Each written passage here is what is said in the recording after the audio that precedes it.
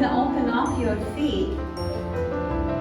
Like in yoga, it's called Malasana to Tavasana. We will drop those hips all the way down, trying to keep your heels down to the ground.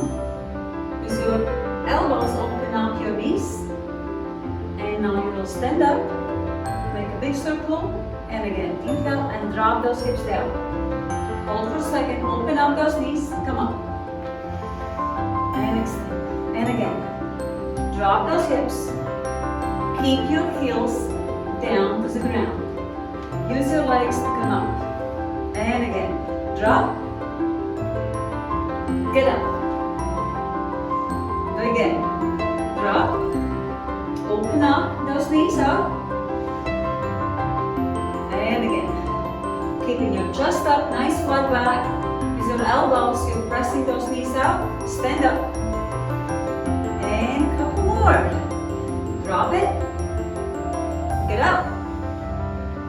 And minute is done. Just in 5 seconds, drop. And get up. And that was 1 minute. Malasana to Dadasana. Very good job. Feel those hips.